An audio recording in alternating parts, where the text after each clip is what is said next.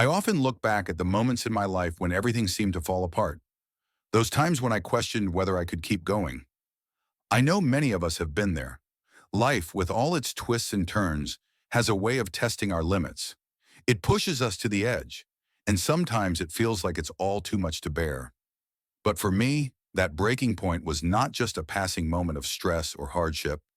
It was a profound turning point. The moment when I realized that I could either stay broken or find the strength to rise. I remember the exact day I hit my breaking point. It wasn't a loud crash or a dramatic event that led to it. It was more like a slow unraveling of everything I thought I knew about myself. I had spent so many years focusing on outward success, work, relationships, appearance, and reputation that I never took the time to address the cracks inside.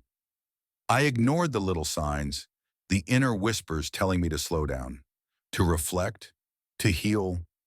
In the months leading up to that point, I could feel a shift happening. I was becoming increasingly unhappy, dissatisfied with the life I had built. On the surface, everything seemed fine. I had a job that paid well, friends who supported me, and a family that loved me. But deep down, there was a feeling I couldn't shake, a sense of being lost. I wasn't just physically exhausted, I was mentally and emotionally drained. I was living a life that wasn't truly mine. I had put on a mask, playing a role that wasn't authentic, and that mask was starting to suffocate me. It wasn't a single moment that caused the shift. Instead, it was a gradual accumulation of small, painful experiences that left me questioning who I was and why I was doing what I was doing. I remember nights when I would lay in bed, staring at the ceiling, my mind racing with doubts and fears. I had no answers, only questions. Who was I really? Was I living a life that reflected my true self, or was I just going through the motions? The weight of these questions became too much to bear, and eventually I broke. It wasn't dramatic, but it was undeniable. I reached a point where I couldn't keep up the act anymore. I felt like I had failed, like I wasn't good enough, that I had let everyone down, including myself. The weight of my own expectations, coupled with the pressure of external forces, had finally taken its toll. I was tired of pretending to be okay, and in that moment of despair, I came to a realization. I couldn't continue living this way. Something had to change, but change, I learned, doesn't come easily. And in those first moments of realization, I didn't know how to begin the journey of healing. I didn't have all the answers, and I certainly didn't feel strong enough to tackle what was ahead. In fact, I felt weaker than I had ever felt before. But that feeling of brokenness, as overwhelming as it was, became the catalyst for my transformation. It forced me to face the truth about myself. It made me confront the things I had been avoiding for years. The pain, the fears, the insecurities that had been buried beneath the surface. I can still remember the exact moment I decided to stop running from the pain and start embracing it. It wasn't a magical realization, but rather a quiet shift in my mindset. I had always thought that resilience meant being strong, keeping it all together, never showing weakness. But I had been wrong. True resilience isn't about avoiding the hard stuff. It's about facing it head on, acknowledging it, and then choosing to move forward despite it. That was my first lesson in resilience. As I began to reflect more deeply on my life, I started to see how the things that had broken me were actually the things that would eventually rebuild me. The pain, the mistakes, the heartbreak. They weren't signs of failure, but opportunities for growth. I didn't need to stay stuck in the brokenness. I had the power to heal, but healing didn't mean pretending that everything was fine. It meant facing my wounds, accepting them, and allowing myself to feel every part of the journey. The path wasn't going to be easy, but it was mine to walk. For the first time in a long while, I felt a sense of possibility. I realized that being broken wasn't the end of the story. It was just the beginning. But the path from broken to unbreakable wasn't going to be a straight line. There would be setbacks, moments of doubt, and days when I would feel like giving up. But I knew that if I stayed committed to the journey, I would emerge stronger, wiser, and more connected to my true self than ever before. It was a hard truth to accept, but I knew that in order to heal, I needed to let go of the fear of failure. The fear that I wasn't enough, that I wasn't worthy of success or happiness, was the very thing holding me back. And so, I made a choice. I chose to let go. I chose to release the burdens I had been carrying for so long. The need for validation, зрение, страх от отторжения, убеждение, что я не был достаточно хороший. It was time to embrace the truth. I was worthy, I was enough, and I had the strength to rise again. That was my first step on the road to becoming unbreakable. It wasn't a dramatic shift or a sudden change, but it was the beginning of a new chapter, a chapter where I would learn to embrace my flaws, my weaknesses, and my humanity. A chapter where I would discover the power of resilience, not as a destination, but as a way of life. As I began my journey toward healing, I quickly realized that it wasn't as simple as just getting better and moving on. Healing is not linear. It's not a one-time fix, but rather a continuous process that requires time, effort, and patience. I had to remind myself that the road to recovery isn't a destination. It's a journey, one that is full of unexpected turns, ups and downs, and moments of doubt. The first challenge I faced in this process was confronting my inner self, the part of me I had spent so much time avoiding. For years, I had buried my true feelings beneath layers of distractions and excuses. I kept busy, focusing on work, relationships, and everything else that kept me from looking inward. But when I reached my breaking point, I had no choice but to face the uncomfortable truth. I was running from myself. The process of healing began with self-awareness. I had to dig deep, examining my past, my fears, and the habits I had cultivated. For the first time, I gave myself permission to feel every emotion, to confront every fear, and to acknowledge every part of myself that I had previously rejected. I stopped pretending everything was fine. I allowed myself to cry when I needed to be angry, to feel hurt. This was something I had never allowed myself to do before, because I had always believed that showing emotion made me weak. But now I saw that it was an essential part of healing. In those moments of vulnerability, I learned that resilience is not about being impervious to pain or difficulty. It's about accepting the pain, processing it, and then choosing to move forward. Each day, I had to remind myself that I wasn't broken beyond repair. I was simply a person who had experienced hurt, disappointment, and fear. But those experiences didn't define me. What mattered most was how I responded to them. There were days when it felt like the weight of everything was too much to carry. I doubted myself. I wondered if I was strong enough to continue. I questioned if I was capable of truly healing. But slowly over time, I began to notice small changes. I started to feel lighter, more at peace with myself. The deep sadness I had carried for so long was beginning to fade, replaced with a new sense of clarity.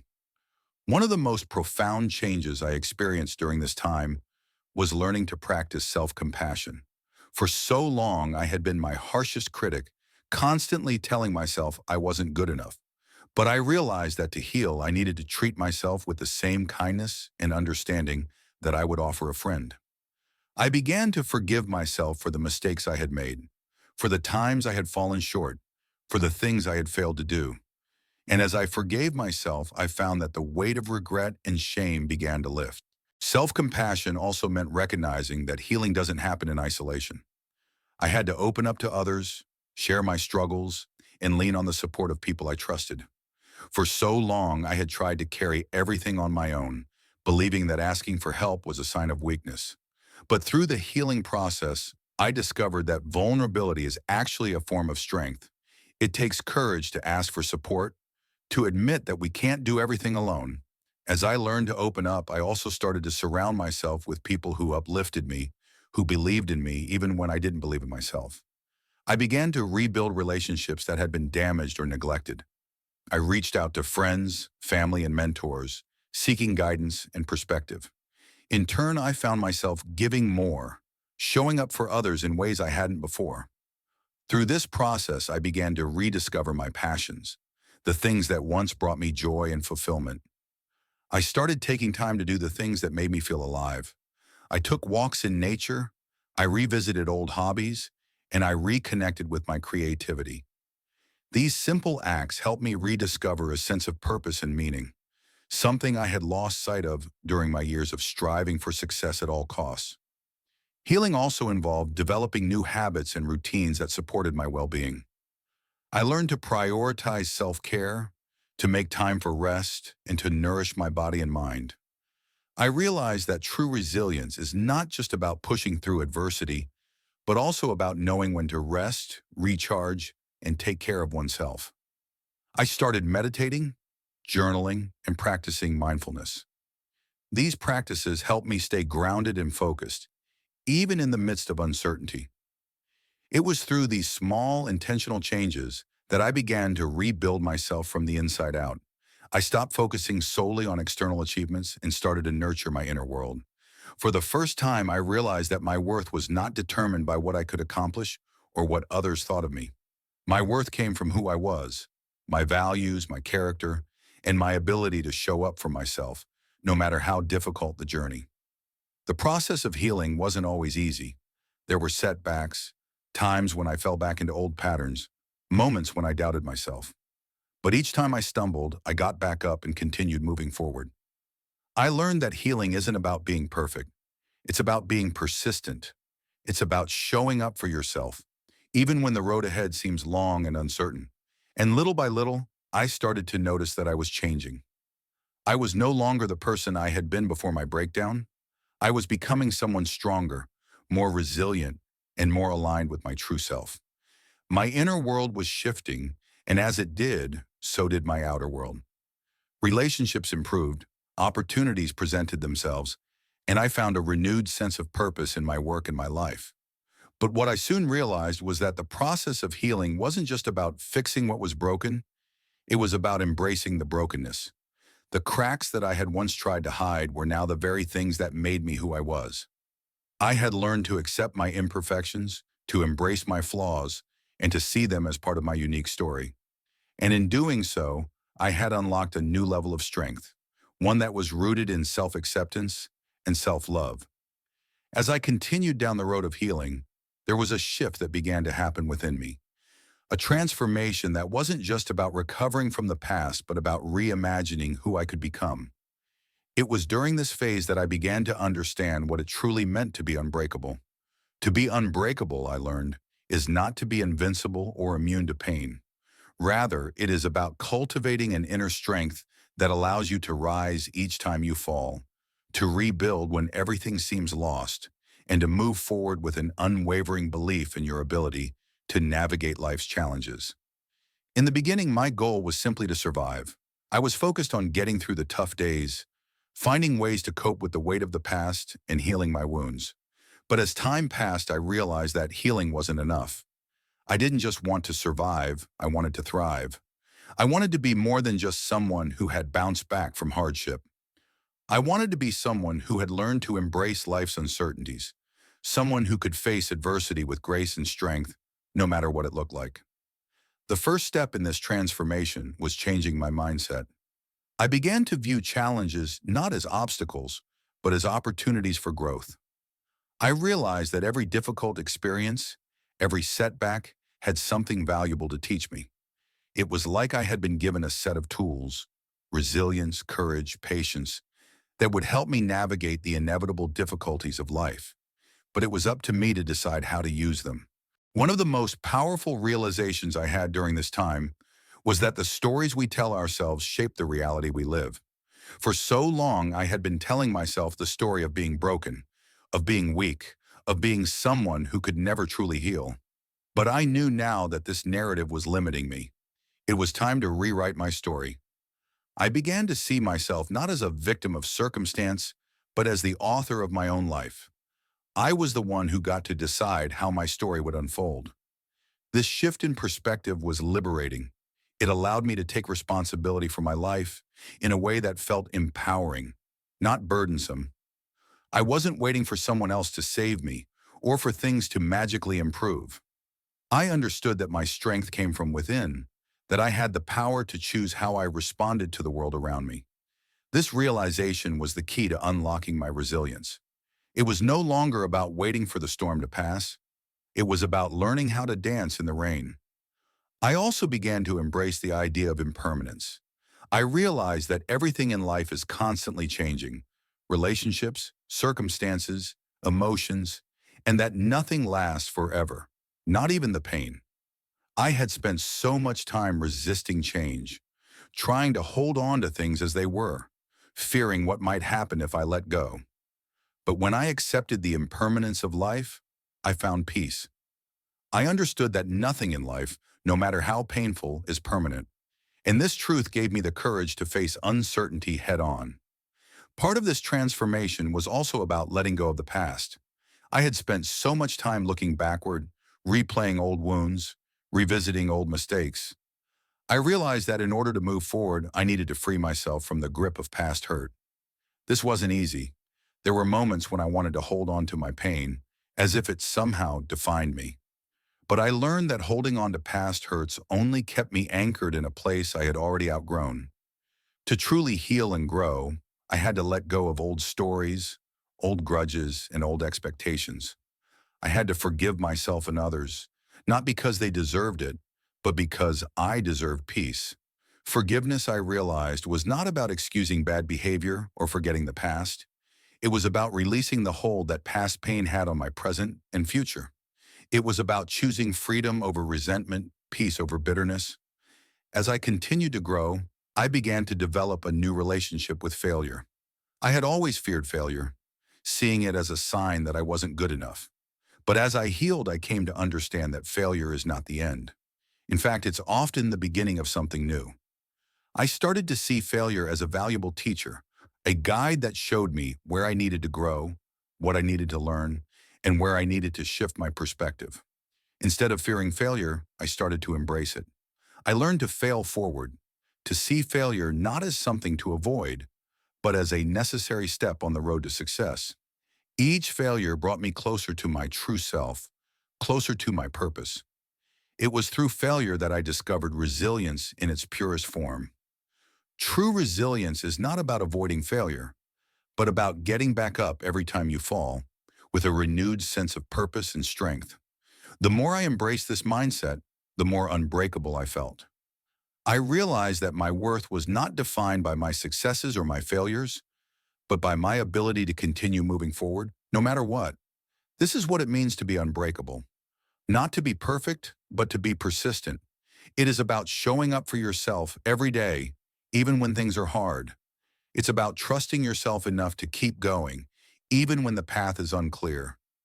I also began to understand that resilience is not just about individual strength, it's about connection. It's about leaning on others, building a network of support, and allowing yourself to be vulnerable. I had spent so much of my life trying to do everything on my own, believing that I had to be self-sufficient in order to be strong.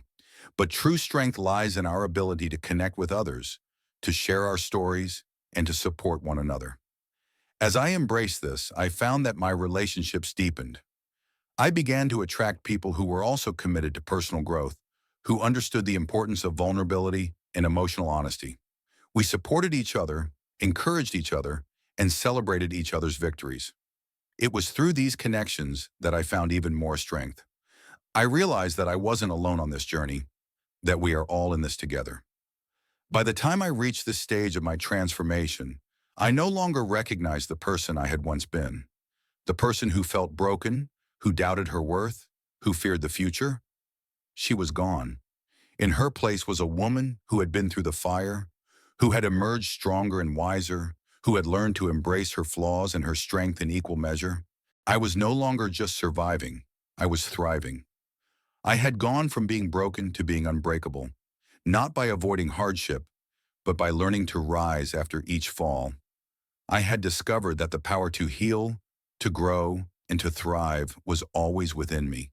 And now I carry that power with me every day as I continue to navigate the ever-changing journey of life. Being unbreakable isn't about being invincible. It's about being able to stand up after life knocks you down, to face each challenge with courage and hope, and to trust that you have what it takes to make it through. It's about believing in yourself no matter what, and knowing that no matter how broken you feel, you have the strength to rebuild. This is the story of resilience, the story of becoming unbreakable.